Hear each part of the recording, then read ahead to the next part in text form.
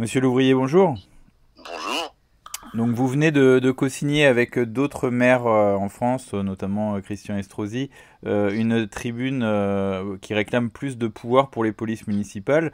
Est-ce que vous pouvez nous expliquer un peu vos souhaits en tant que maire? Oui, je souhaite que, en fin de compte, il y ait un nouvel acte de décentralisation en la matière, c'est-à-dire que donner plus de responsabilités à nos polices municipales et notamment plus de moyens pour qu'ils puissent agir.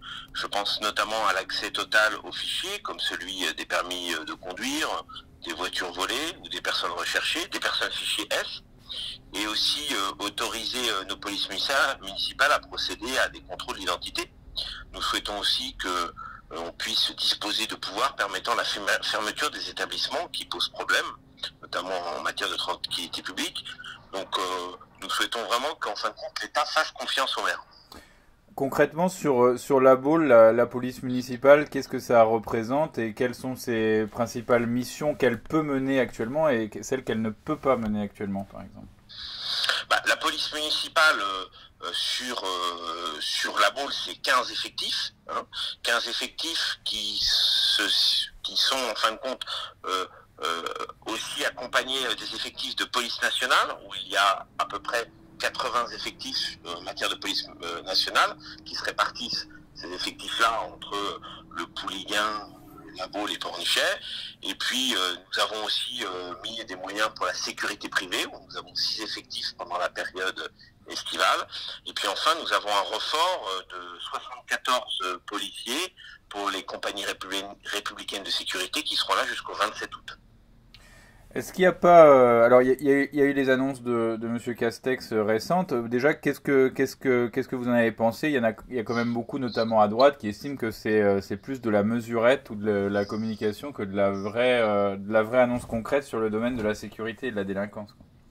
Oui, moi je pense qu'il faut aller beaucoup plus loin en matière de déconcentration des responsabilités. Comme vous savez, bien sûr, la police nationale a un pouvoir qui est un pouvoir de l'État, mais il faut donner plus la possibilité aux forces municipales de pouvoir, et, je dirais, de pouvoir mener des enquêtes et pouvoir aussi utiliser plus facilement, je pense notamment à tous les éléments de vidéoprotection sur la Baule. Nous avons choisi de doubler le nombre de caméras. Nous sommes à peu près à une centaine.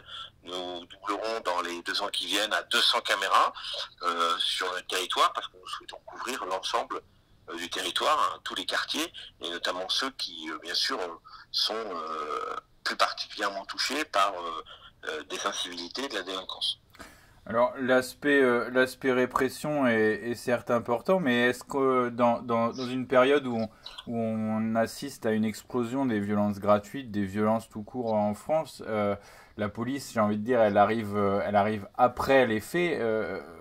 Comment endiguer ce phénomène de violence, c'est-à-dire comment empêcher, parce que là il y a beaucoup de citoyens qui se disent ben, finalement la police ne sert pas à grand chose, on va finir par se faire justice nous-mêmes puisque les délinquants très souvent ne sont pas condamnés ou peu condamnés, la police ne peut pas faire grand chose, donc il y a des citoyens qui se disent bah, la Constitution normalement garantit notre sécurité et elle est de moins en moins garantie en France, donc assurons-la nous-mêmes. Non, là vous avez raison, c'est que les policiers sont un élément de la chaîne pénale.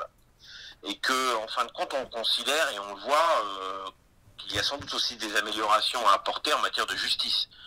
Il est vrai qu'il est totalement inacceptable de voir des délinquants se faire arrêter et être relâchés quelques heures après parce que les procédures n'ont pas eu lieu. Donc je pense que vraiment il y a tout un travail à faire au niveau de la chaîne pénale et notamment au niveau de la justice. C'est pour ça que nous proposons d'accompagner dans une convention entre le maire, le procureur et le préfet le gouvernement dans le cadre de pouvoirs supplémentaires qui pourraient être confiés aux maires volontaires et disposant d'une administration adaptée.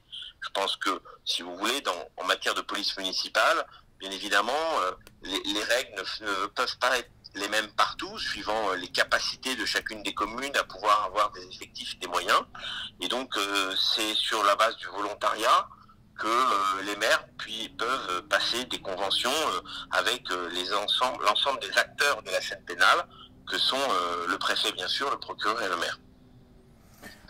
Vous êtes conseiller régional des Pays de la Loire et justement pour prendre un exemple concret de cette violence, à Châteaubriand la semaine dernière, on apprend qu'une famille se retrouve à la rue parce que des délinquants ont incendié tout simplement leur maison. Concrètement, qu'est-ce qui se passe? Parce qu'on a l'impression que là, pour ce genre de fait, la justice est beaucoup moins rapide, les enquêtes sont beaucoup moins rapides que pour d'autres faits divers ou d'autres faits. Bon, je ne connais pas les éléments exacts de cette difficulté. La seule chose que je sais, c'est qu'il faut vraiment que l'ensemble des acteurs de la chaîne pénale soient concernés et que il est important que ce soit pour l'acte pénal lui-même, pour le relogement, que le maire, que bien sûr le préfet et bien sûr le procureur soient totalement liés dans l'action à mener. C'est vraiment ça notre souci et c'est l'une des raisons pour lesquelles il y a eu cette tribune que nous avons souhaité co-signer avec plusieurs maires pour pouvoir vraiment sensibiliser l'État et le gouvernement et notamment le nouveau ministre de l'Intérieur mais aussi le nouveau ministre de la Justice mais aussi le nouveau Premier ministre sur ces éléments indispensables à mettre en œuvre. Est-ce que vous pensez que vous allez être entendu justement parce que on a parfois l'impression d'une forme d'un certain sectarisme au sein de La République En Marche et au sein du gouvernement. Est-ce que vous pensez que cette tribune, qui réunit quand même majoritairement des élus, les Républicains, peut être entendue? Bah, écoutez, c'est pour ça qu'on s'y est mis à 18 et pas tout seul, parce qu'on pense que unis on est plus fort, surtout en la matière, et puis que c'est une expérience terrain. C'est-à-dire que ce sont des maires qui connaissent avec, je dirais, des dimensions différentes, des préoccupations similaires. Et donc par là même, il faut aussi écouter la voix du terrain qui fait remonter ces préoccupations-là. Il y a un moment, il y a d'une certaine façon des circonstances qui amènent à cette tribune. Le fait est, c'est qu'il y a des nouveaux maires.